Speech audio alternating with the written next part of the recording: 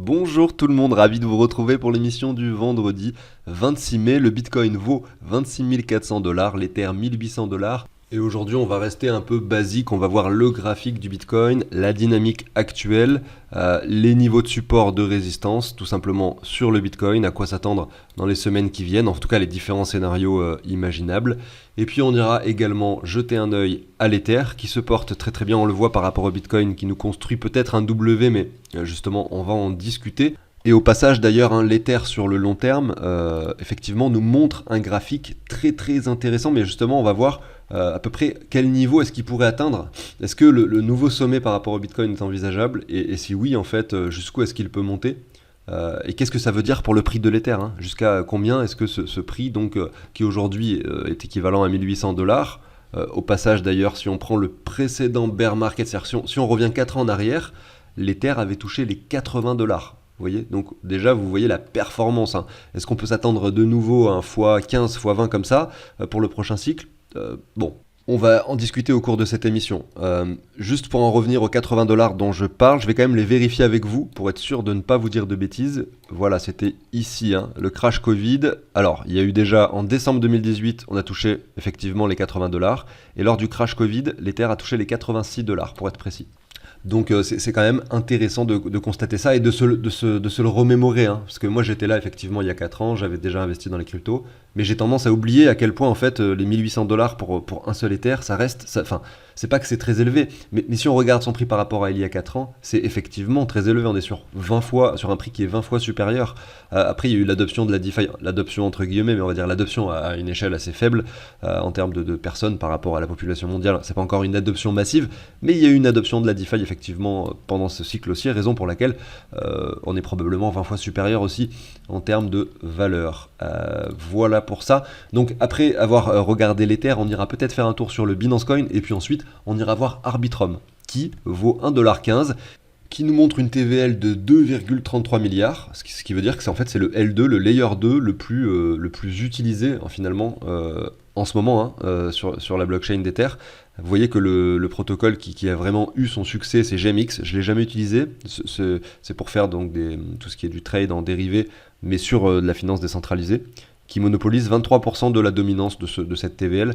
Bon, on peut spéculer sur le fait qu'Arbitrum continue dans cette lancée, reste le leader des L2. Et pourquoi pas imaginer un token finalement qui monte lors du prochain cycle haussier, qui monte pas mal, et on va essayer de voir jusqu'où est-ce que ça peut monter, non pas grâce au graphique, parce que ce graphique, vous voyez qu'il n'a pas beaucoup d'historique finalement, il nous apprend pas grand chose sur le token, mais par contre grâce à des données plus fondamentales, telles que la capitalisation, l'offre en circulation par rapport à l'offre totale, on va utiliser Token Unlock pour regarder un peu ça, on va essayer de spéculer sur le prix futur, pourquoi pas de Arbitrum dans les mois, années plutôt qui viennent, s'il y a un prochain cycle haussier bien sûr. Ceci étant dit, je vais vous passer la très courte introduction, pensez à l'abonnement, au like si le contenu vous plaît, moi je vous dis à tout de suite.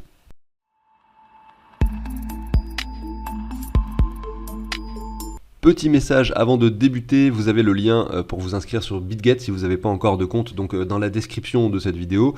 Vous pouvez l'utiliser si ça vous intéresse en créant un compte grâce à ce lien que vous allez trouver ici sur ma chaîne.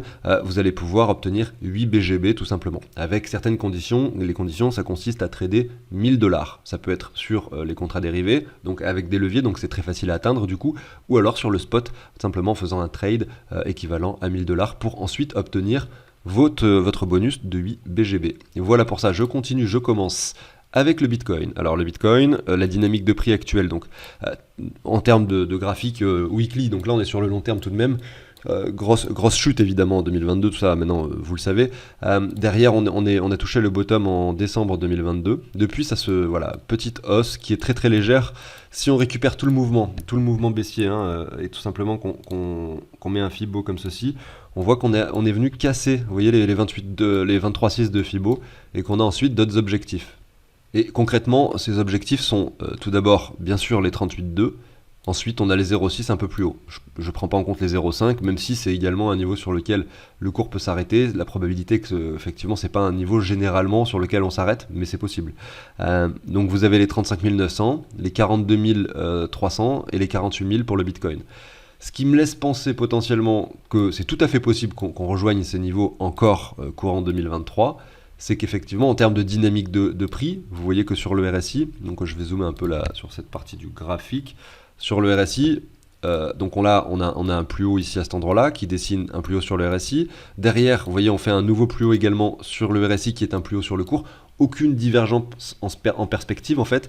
La dynamique de prix en weekly, elle est haussière, tout simplement. Voilà. Donc ça sur le long terme, les longs termes là je parle, vous le savez en général, sur le weekly je suis plus sur du 6 à 8 mois, dans une perspective de 6 à 8 mois. Pour l'instant on n'a pas d'information qui nous dit voilà, cette hausse est terminée, on est prêt à rejoindre des niveaux inférieurs.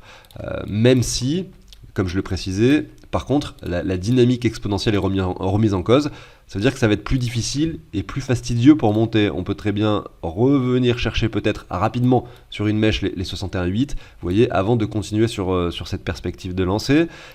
Et sachant que derrière on a le leveling par ici, bon, je sais pas trop comment on peut imaginer les choses, mais c'est clair et net qu'on est, en fait, ce qui est clair et net, c'est qu'on est en train de faire un scénario qui se différencie désormais, enfin qui semble se différencier petit à petit de ce que l'on a eu lors du précédent bear market en 2018, ici.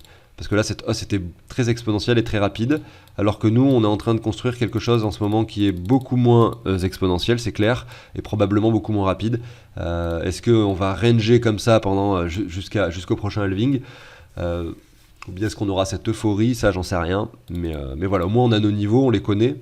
Et concrètement, regardez, si je prends du coup le bottom du Bitcoin ici, 72 bars entre le prochain halving et le bottom actuel du Bitcoin, qui, on peut le supposer, reste probablement le bottom définitif pour ce cycle baissier. Et ici, voilà, on a 74 semaines. Donc vous voyez, ça colle en temporalité. Et si je prends le sommet, vous voyez ici, donc du Bitcoin qu'on a fait juste après, finalement, quelques semaines après, c'était 46. Et moi, maintenant, si je prends 46... 46, ouais, ça arrive ici. Donc c'est vrai que là, on peut se dire que voilà, cet espace-temps, vous voyez, est similaire à cet espace-temps. Et ça colle en plus, c'est vraiment 4 ans avant que ça s'est produit. On est vraiment sur une temporalité parfaite. Donc c'est vrai que ça nous fait peur, hein. Ces petites bougies rouges, ça peut être le déclenchement de quelque chose qui revient plus bas, en fait, qui s'apparenterait à ça finalement, vous voyez. Mais en même temps, là, on n'a pas eu de réelle euphorie. Alors que là, il y en avait eu. On était passé des 3000 à 14 000. Là, on est simplement passé des 15 aux 30. On a fait x2. Là-bas, on avait déjà fait x4, vous voyez. Donc, c'est pas le même contexte. En fait, on s'en fiche un peu du multiplicateur. Parce qu'à l'époque, on était plus volatile de toute façon. Il a beaucoup plus chuté. Il est monté beaucoup plus rapidement aussi. Là, on est plus capitalisé. On chute moins. On monte moins. Voilà. Mais c'est l'euphorie qui n'est pas présente, c'est ça qui est gênant. On aurait pu avoir en fait, c'est-à-dire il y a quelques semaines, c'est pour ça que j'étais très optimiste pour le mois de mai, cette euphorie qui aurait pu nous ramener à minima vers les 36 000 $, à minima, je dis bien à minima, c'est les 38,2, on avait d'autres éléments qui nous montraient les 40 000 plutôt, on aurait pu avoir cette euphorie en mai.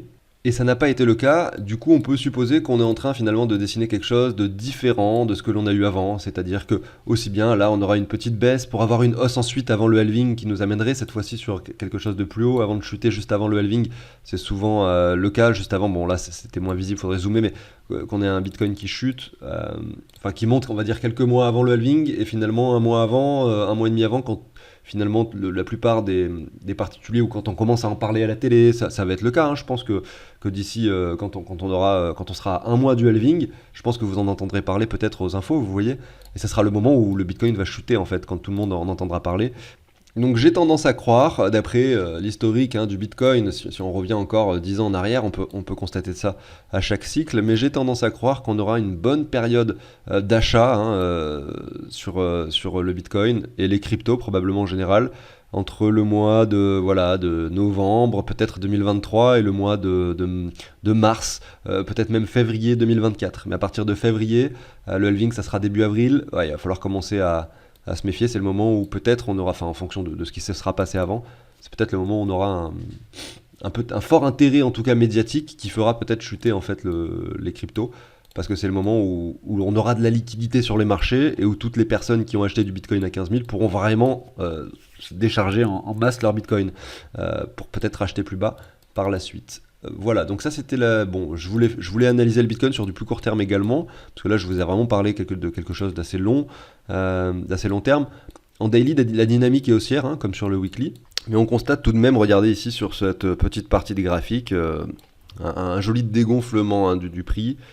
qui construit des M, qui se valide. Vous voyez, c'est ça qui est intéressant, c'est que ce contexte graphique, notamment ici depuis le 14 avril 2023, nous montre quand même une jolie tendance baissière là sur le court terme. C'est quelque chose qu'on n'a pas eu au préalable, ni ici pendant cette phase de retracement, vous voyez. Là, on a eu une chute très rapide. Vous voyez, donc ça, c'est pas la même chose. La chute rapide comme ça s'apparente à quelque chose qui vient chercher des liquidations pour instantanément grimper de nouveau, c'est ce qui s'est passé. Mais là, quand on a une chute, un rebond, une chute qui casse le bottom précédent, etc., on est sur quelque chose de plus ennuyant, une vraie dynamique baissière, quoi, qui s'installe sur le 4 heures qui est très visible. Mais voilà, le mouvement est peut-être bientôt terminé, en fait, ce mouvement baissier, parce que on voit sur le daily que le RSI a pas mal dégonflé, et le fait de voir en weekly que le RSI également, vous voyez, est toujours sur un sommet, peut supposer en fait qu'on ait une dernière vague de hausse, en fait, une dernière vague de hausse avec un RSI qui peine à monter, vous voyez. Et ça, sur le weekly, on l'a pas encore vu, donc c'est pour ça que là, on est sur les 38,2, qu'on s'appuie dessus. Faut voir si on arrive à tenir ce niveau des 38,2 aux alentours des 26 600, voir si on arrive, si jamais on le perce, ce niveau, à tenir les 23 900. On a encore des niveaux sur lesquels on peut résister avant de voir un Bitcoin chuter bien plus. Et puis derrière, évidemment, en termes de support sur le Bitcoin, si on prend toute la hausse de ces derniers mois, on les observe très bien, ces niveaux de support, notamment les 38,2 qui représentent les 25 000, qui représentent en plus ces deux sommets précédents. Ça, c'est le tout premier point de support. Et ensuite, vous avez les 21 300 et plus bas les 18 700. Vous voyez ? Et actuellement, le petit pourcentage que j'ai encore en fiat, enfin en stablecoin dans mon portefeuille, il est réservé pour ces niveaux-là, pour vraiment cette zone de prix si on devait l'atteindre. Je continue avec l'Ether. Donc l'Ether par rapport au dollar ici, dans un premier temps. Bon, on va, je pense, directement switcher sur le graphique par rapport au Bitcoin, mais c'est vrai qu'on a constaté ce x20, vraiment une vraie prise de valeur sur cet actif, finalement, par rapport au précédent cycle. Donc l'Ether, oui, est beaucoup plus bullish que le Bitcoin sur ces 4 dernières années. On vient de le voir en introduction, il est passé de 80 du coup à 1800, donc x20, alors que le Bitcoin est passé de 3000, si on prend le bottom du bear market précédent au niveau actuel, ça fait x6, x7 à peu près, donc voilà, très très grosse différence en fait entre l'un et l'autre. Et donc du coup je dérive directement ce que je viens de dire, en fait ça se traduit directement par ce graphique. Alors je sais pas si on va constater les x7, on est à x4, ce qui est logique, c'est parce qu'ils ne touchent pas les sommets et les bottoms en même temps, vous voyez, donc c'est pour ça qu'on a cette différence sur le graphique de l'Ether Bitcoin. Mais franchement, le graphique de l'Ether par rapport au Bitcoin est quand même hyper propre. Vous avez même cette sorte de ligne que vous pouvez vous tracer, qui n'est pas parfaite, mais qui vient chercher, vous voyez, une sorte de... c'est pas une neckline, mais vous voyez qu'on a des W qui se sont dessinés ici, confirmé cassure de la ligne de tendance que je viens de tracer, l'eurotest par ici, là on est en train de jongler dessus, et peut-être même de former un W dessus, donc cette ligne est plus que cool en fait. Et derrière, quand on voit ça et quand on voit comment se comporte l'Ether depuis quelques années, on se rend compte à quel point, vous voyez, il est résilient, à quel point cette poussée est saine en fait, on s'en rend compte par rapport aux mouvements de hausse et de baisse qui sont dessinés. Ça par exemple, vous voyez, ce genre de choses, c'est pas sain. Si je prends XRP, je vais vous faire la comparaison avec le graphique de XRP USD par exemple, vous voyez ça là c'est pas sain comme mouvement, c'est pas sain du tout, parce qu'on a eu en quelques semaines un XRP qui a fait x14, donc voilà. Mais par contre, c'est ça qui est cool, c'est que le graphique de l'Ether ici, depuis 2019, il nous montre quelque chose de super sain. On a eu certes une poussée ici un peu extrême, mais vous voyez qu'on revient tester en fait la zone que l'on veut retester par la suite pendant le bear market de 2022, notamment lors du crash, de l'effondrement de Terra Luna. Donc je trouve ça intéressant de voir à quel point il est résilient, à quel point il vient jongler sur cette ligne, cette diagonale. Et le prix qu'on peut imaginer pour un Ether effectivement lors du prochain cycle, en étant assez pessimiste, pour moi, ça reste, regardez, les 0,14 on va dire. On va même pas faire de nouveau sommet, on va se mettre sur un double top quasiment, 0,14 du coup Bitcoin. Ça veut dire que si je prends la calculette, que je spécule, ceux qui me suivent le savent, mais on va dire que le Bitcoin fait un double top également. Il vient chercher les 70 000 $, mais il ne fait pas de nouveau sommet lors du prochain cycle. Ça reste un scénario assez pessimiste. Ça veut dire que ça veut dire qu'on aurait un Ether, du coup, si on prend 70 000 fois 0,14, un Ether qui avoisinerait les 10 000 $. Donc par rapport à son prix actuel, ça ferait entre guillemets, que 1 x 5, mais on parle ici d'un mouvement qui continuerait dans cet esprit de mouvement sain, vous voyez, quelque chose qui ne vit pas d'euphorie en fait, qui monte simplement en faisant ses zigzags sur cette ligne de tendance tranquillement et qui remonterait en 2025 après le halving du Bitcoin qui se trouve ici vers les 0,14 Bitcoin. Sauf que effectivement, il suffirait d'une petite euphorie en fait pour le voir beaucoup plus élevé et sur une euphorie peut-être que les 15 voire les 20 000 dollars sont envisageables, notamment si le Bitcoin fait un ATH, c'est-à-dire un nouveau sommet par rapport au dollar. Voilà, donc ça c'était pour la petite analyse de l'Ether. Je voulais passer le Binance Coin, mais je vais pas le faire finalement parce que j'ai pas le temps, et puis de toute façon le graphique on le regarde assez régulièrement. On sait qu'on est sur un point intéressant d'achat sur le Binance Coin. On a une tendance haussière qui se dessine et c'est un token qui est extrêmement résilient et qui a été extrêmement puissant fin 2022. Voilà, on revient sur un point de support. On a peur effectivement de le casser par le bas, mais en tout cas pour un premier palier d'achat, ça reste tout à fait raisonnable. Donc le Binance Coin, je pense qu'il vaut le coup actuellement en fait. Voilà, c'est là où je voulais en venir. Et je vais vous parler du coup d'Arbitrum, qui lors de son lancement, vous voyez, jonglait entre les 1,25$, 1,30$, a touché son sommet au 1,82$ pour revenir sur les 1$. Actuellement, on se trouve sur les 1,15$. Donc on est quasiment sur son bottom ultime. Et moi, ce que j'ai envie de voir, c'est quel prix est-ce que ce token pourrait atteindre. Alors avant de spéculer sur la capitalisation qu'il peut avoir, il faut déjà connaître le nombre de tokens qu'il y aura en circulation, on va dire en 2024-2025, parce que là on va spéculer sur un prochain bull run justement en 2024-2025, vous le savez. Donc là il y a 1 275 000 tokens, 1 275 millions de tokens en circulation. Si on regarde le site Token Unlock, c'est le site que j'aime bien effectivement vérifier quand je veux voir un peu justement la supply d'une crypto, comme c'est le cas maintenant pour Arbitrum. Eh bien vous voyez qu'au niveau du vesting, il y a eu des investisseurs qui vont avoir des tokens qui se débloquent à partir du coup de mars 2024. On va dire que la phase haussière des cryptos pourrait, entre guillemets, si on reprend les cycles, la temporalité et tout ça, durer jusqu'à 2025. Il faudrait que je retrouve le... Enfin, en fait, il faudrait que je retourne sur le graphique pour essayer de voir ça, mais... parce que là, en fait, je vous dis ça, mais j'ai même pas checké avant. Voilà, ici, on a eu, par rapport au halving, on va prendre ça, 76 bars. Vous allez voir, je crois que ça colle pas mal, hein, si on prend en tout cas le deuxième sommet ici.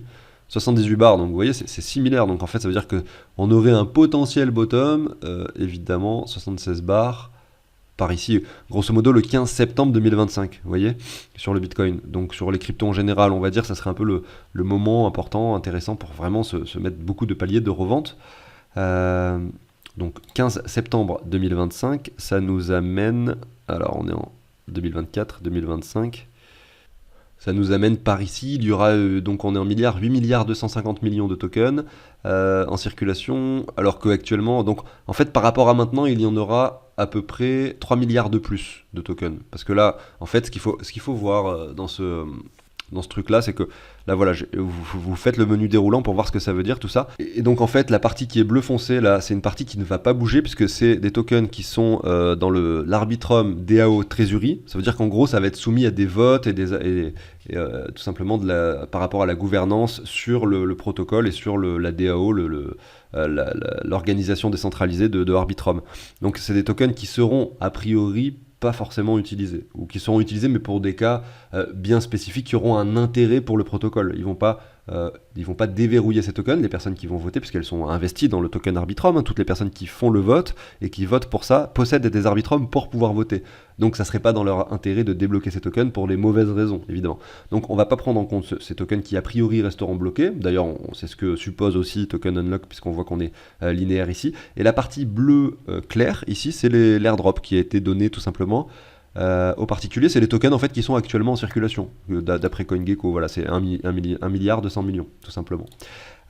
Et on voit qu'en fait, du coup, on passe ici, si on prend le chiffre qui est inscrit là, 5,2, et je retourne sur septembre 2025 à 8,2. Donc il y a 3 millions de tokens supplémentaires à prévoir.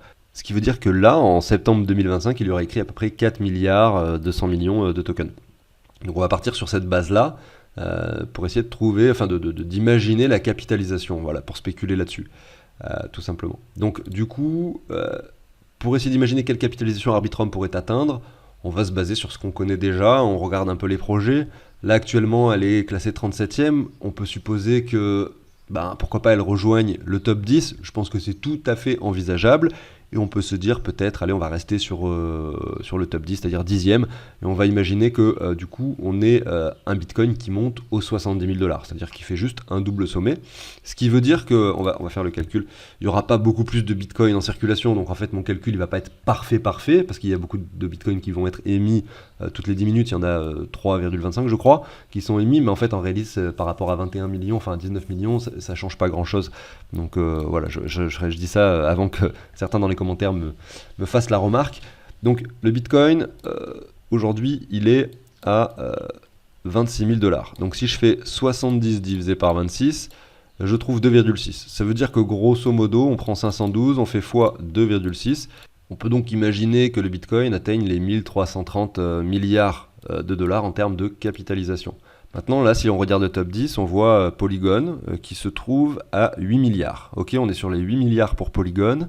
Sauf qu'effectivement, si on a un Bitcoin qui retourne sur son sommet, et que en parallèle, et c'est là où c'est intéressant, en fait, cette analyse prend pas mal d'éléments en compte, et qu'on prend l'altcoin dominance comme ceci, bon, ça, comme je vous dis, c'est pas parfait, mais c'est pas mal, je trouve, comme façon de faire. On peut supposer sur cette altcoin dominance, voilà, on va prendre un petit Fibo de prolongation, qu'on se retrouve...